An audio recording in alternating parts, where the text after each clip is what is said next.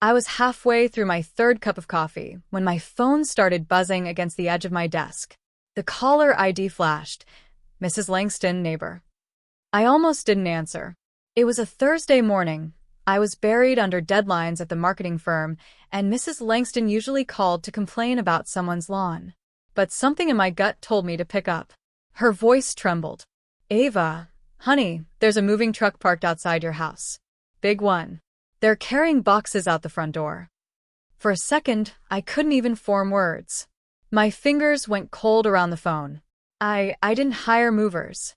The office suddenly felt too bright, too loud. My coworkers' laughter from the break room faded into static. Mrs. Langston lowered her voice. Sweetheart, they've already loaded half your living room. My pulse roared in my ears. I stood, grabbed my coat, barely remembering to shut down my laptop. I must have looked crazy, heels clacking down the hallway, heart hammering so hard it hurt. Outside, the sky was that washed-out blue that always made the world feel unreal. My reflection in the car window looked like a stranger, tight jaw, shaking hands, eyes wide with disbelief. As I drove, thoughts collided. Who had keys? Was I being robbed? Or was this something else? Something deeper.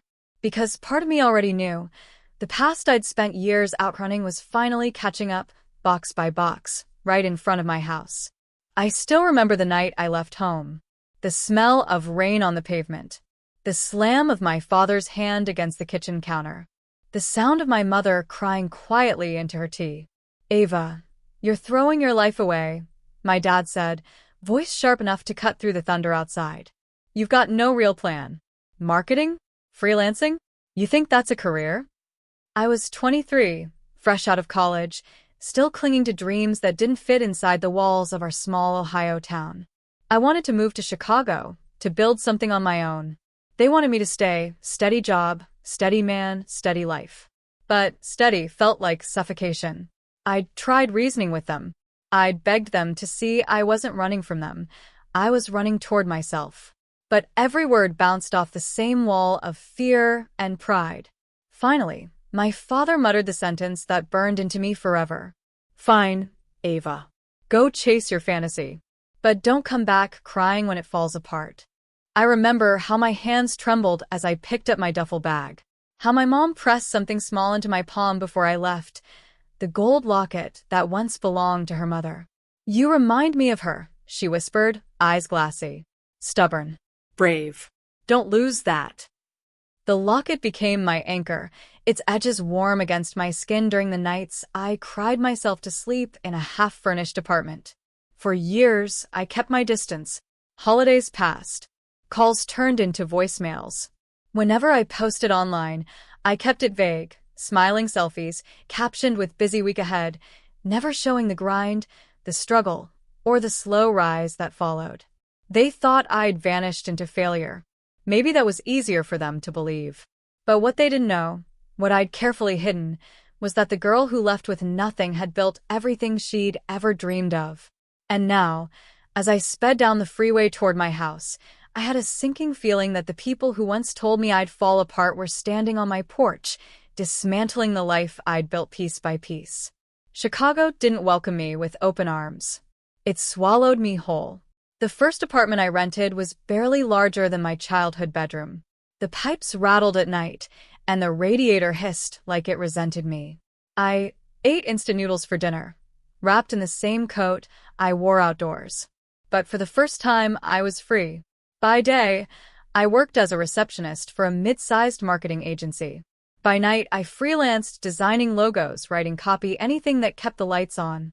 I'd fall asleep on my laptop, wake up with red marks on my cheek from the keyboard, and start again.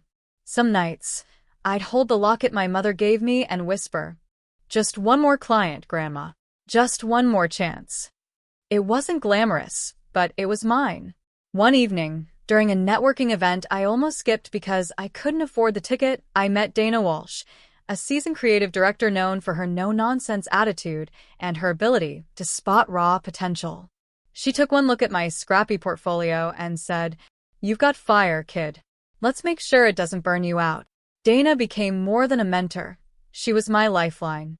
She taught me how to pitch myself, how to say no, how to charge what I was worth. The first time I landed a full campaign contract, I cried in the office bathroom, the kind of ugly, grateful cry that feels like exhaling years of doubt. Within 4 years, I wasn't just surviving. I was thriving. I opened my own boutique agency, Mitchell and Company. Creative, specializing in branding for small, women-owned businesses. The irony wasn't lost on me. I was helping women like me build what no one believed they could. Still, I never told my parents. Every phone call was surface level. Every visit back home short. Works fine, Dad. I'm managing. No, Mom, I'm not dating anyone serious right now. They assumed I was scraping by. I let them. It was easier than reopening old wounds. I bought a modest house in a quiet suburb, the one now being raided by a moving truck, and filled it with reminders of my journey. Framed campaign posters, stacks of notebooks, the scent of vanilla candles that marked the nights I turned loneliness into ambition. Sometimes, I'd sit by the window, watching the city's skyline glow in the distance, and wonder how success could still feel so secret. But I wasn't hiding because I was ashamed. I was hiding because I wanted my peace. And peace was priceless. At least, until the moment I got that call, the one that told me someone had decided to move my life without asking. And suddenly, all that peace I'd built began to tremble on its foundation. By the time I turned onto Sycamore Lane, my hands were shaking so hard I could barely keep the car steady. And there it was, a white moving truck parked in my driveway. The company name printed in big blue letters, Fast Move Logistics. 2 men carried my furniture out the front door, chatting casually like they were doing me a favor. My front door, my sanctuary, was wide open. I slammed my car door and ran up the walkway. "Excuse me." My voice cracked as I pointed toward the house. "What the hell are you doing?" One of the movers blinked. "Ma'am, the job order says this address. Mitchell Residence. Parents authorized the move." Parents. That word hit me like a slap. And then I saw them, my mom and dad, standing inside the living room like ghosts from another lifetime. My mother's eyes widened when she saw me. My father froze, hands still tucked in his jacket pockets, the same expression of disapproval etched into his face. "Ava," my mom started carefully, "we didn't think you'd come home this early." "Home," I echoed. "This is my home." Dad exhaled. "Sweetheart, you don't have to pretend anymore. We talked to your landlord. He said your lease was ending. We just thought we'd help before things got worse." Worse. The word stung. They'd thought I was being evicted.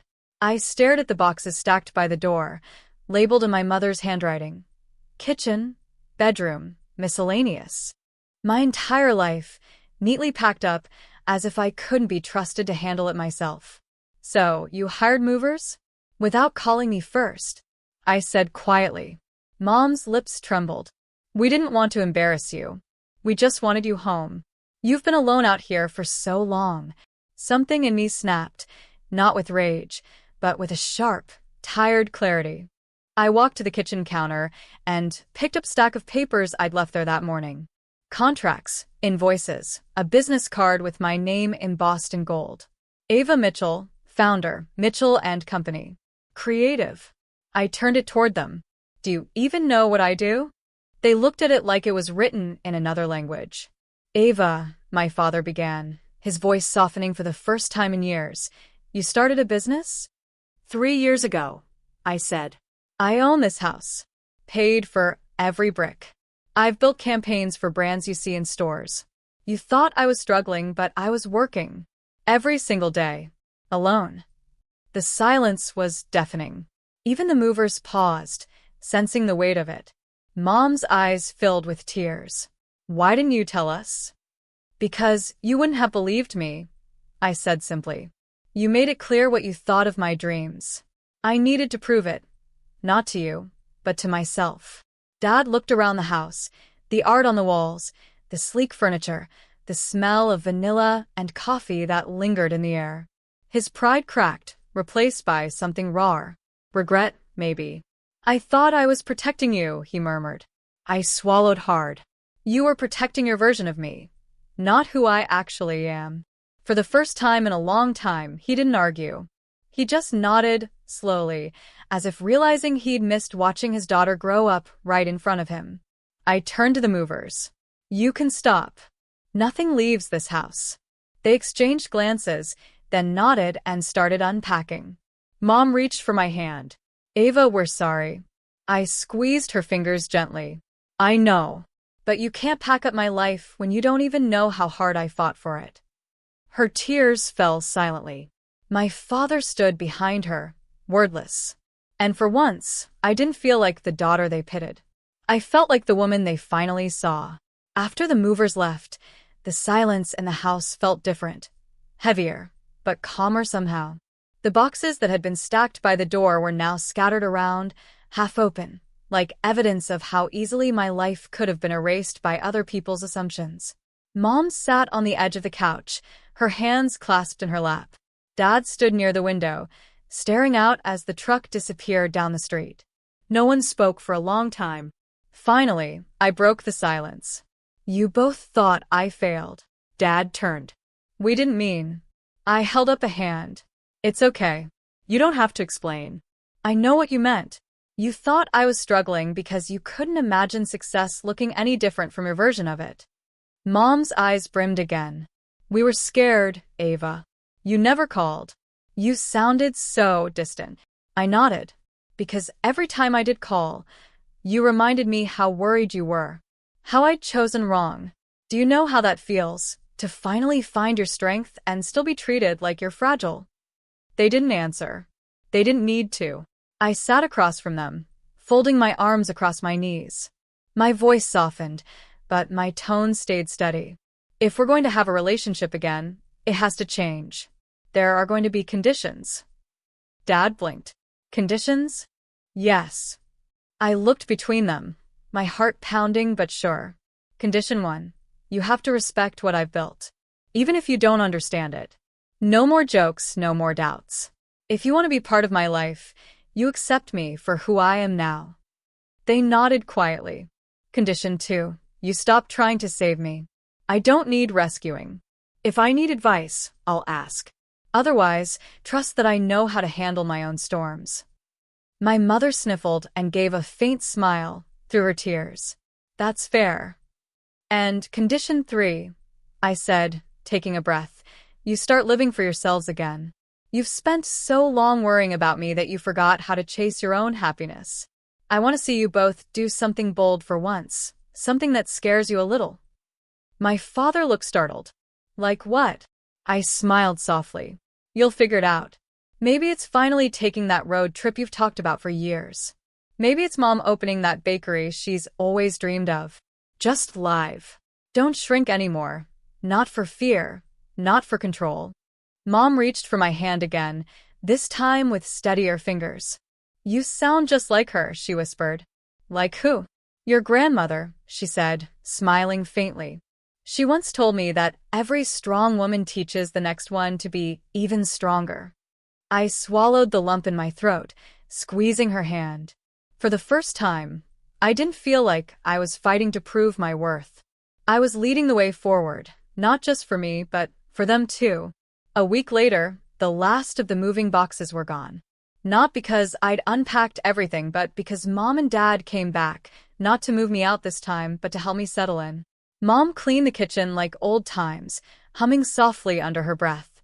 Dad fixed the squeaky back door, muttering about the cheap hinges I'd bought. It wasn't awkward anymore.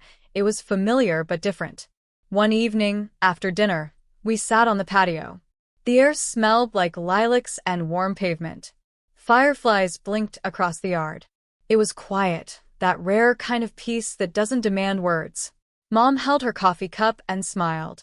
I told your father we raised a fighter. We just forgot how to let her fight her own way. I laughed softly.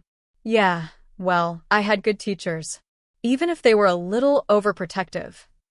Dad chuckled, a sound I hadn't heard in years. We're proud of you, Ava. We really are. And somehow I knew he meant it. Later that night, after they'd gone home, I found myself standing by my bedroom window. The city lights shimmered in the distance, and my reflection stared back, the woman I'd become. Strong, certain, free. On my dresser sat the old gold locket, the one my mother had given me that stormy night when I left home.